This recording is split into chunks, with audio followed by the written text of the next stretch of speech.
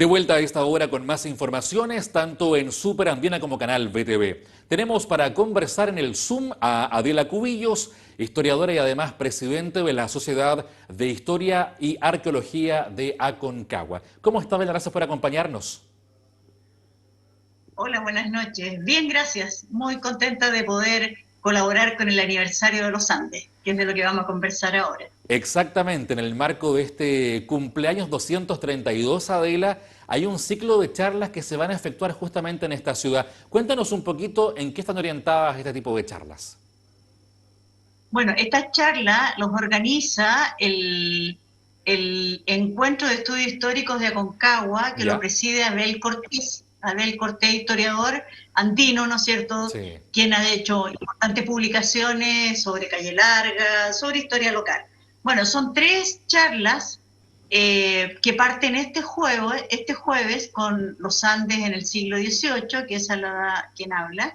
El jueves 13, los Andes en el siglo XIX, que la va a dar el historiador local también, don René León Gallardo. Y el jueves 20 de julio, los Andes en el siglo XX, que la va a dar, ¿no es cierto?, también el historiador local, que es Carlos Tapia Canelo.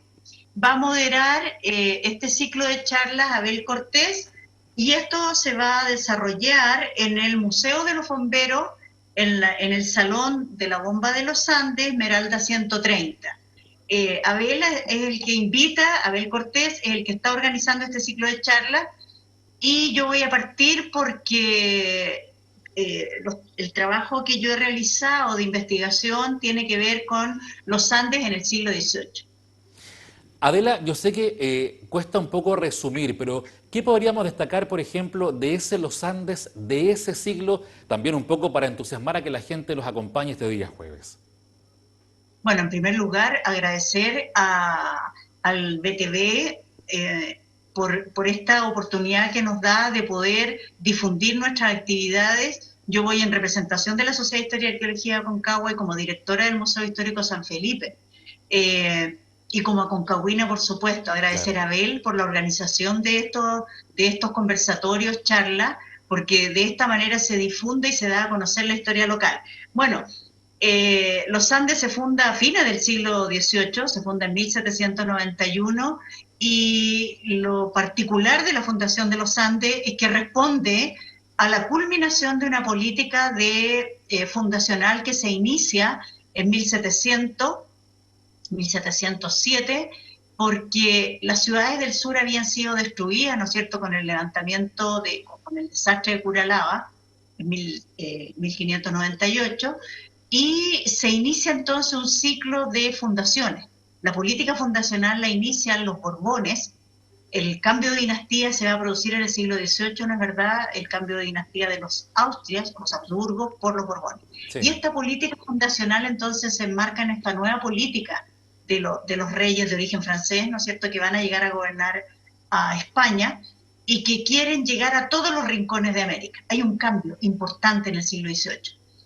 Comienza estas fundaciones en 1717 con la fundación de la Villa San Martín de la Concha de Quillota, y se van a producir, ¿no es cierto?, se van a desarrollar nuevas fundaciones en 1740 con la llegada del gobernador José Antonio Manso Velasco, y comienza con la fundación de San Felipe.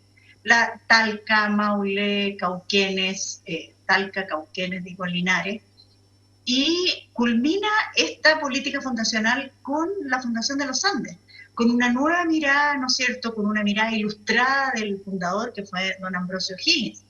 Esta fundación entonces va a tener toda la experiencia de las fundaciones anteriores.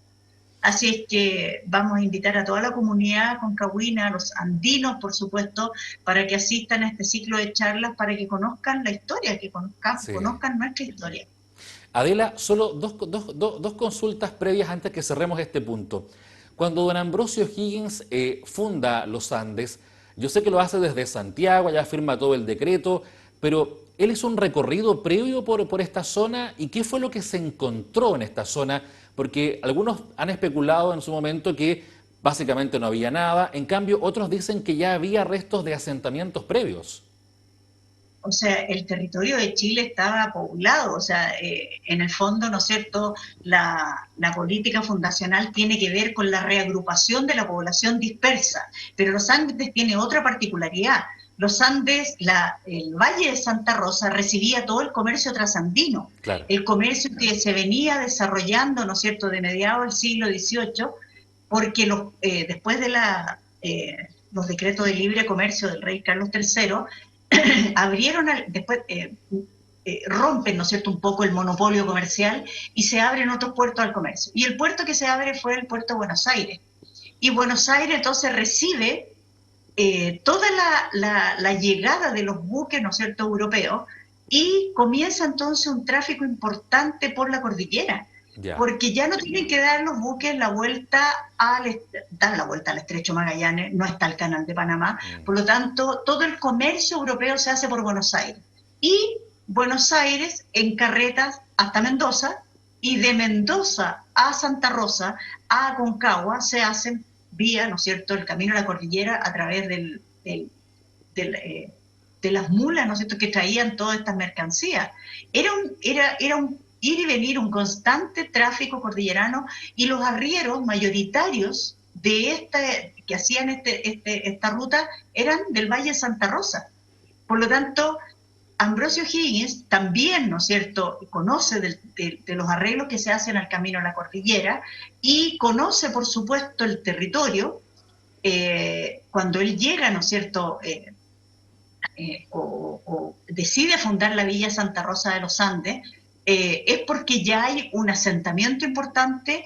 No es que haya llegado, estaba este asentamiento. Recordemos Claro. que el Chile rural, ¿no es verdad?, está conformado en haciendas, pero aquí Sí. hay un comercio importante, y por eso entonces se funda la villa en el Valle de Santa Rosa.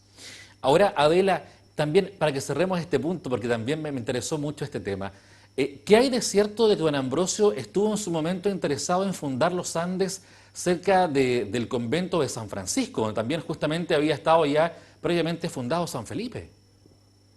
Claro, lo que pasa es que el gobernador vio que el centro, ¿no es cierto?, de este camino que venía de Mendoza, ¿no es verdad?, era Curimón. Había población asentada, estaban los franciscanos, por lo tanto podía ser un punto importante para fundar la ciudad. Claro. Sin embargo, los vecinos del Valle de Santa Rosa le proponen al gobernador que se hiciera en el famoso punto que le llamaban las piedras paradas, es decir, donde está hoy día fundar la ciudad.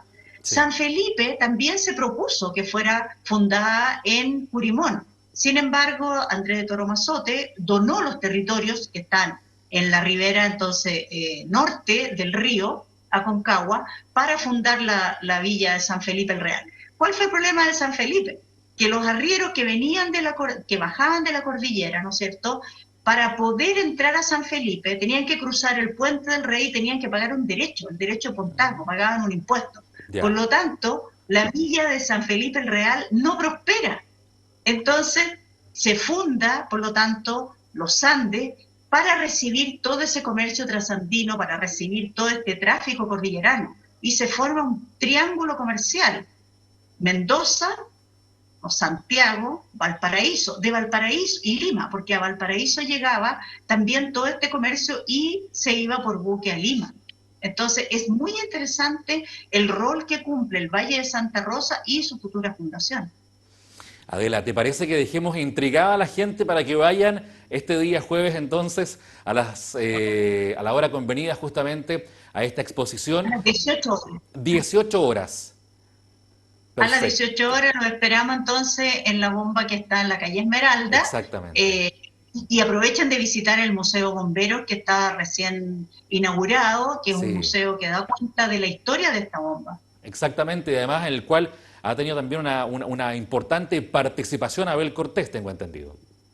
Pero claro que sí, pues él fue uno de los gestores de este proyecto. Así que todos Exactamente. cordialmente invitados. Muchas gracias por esta oportunidad de poder invitar a la comunidad a esta charla y a estos ciclos de charla. Muchas Adela, gracias, Beatriz. nos habría encantado seguir la conversación porque estaba muy interesante, pero estamos en el tiempo. Te agradezco muchísimo habernos acompañado, muy amable, Buenas noches. muy gentil.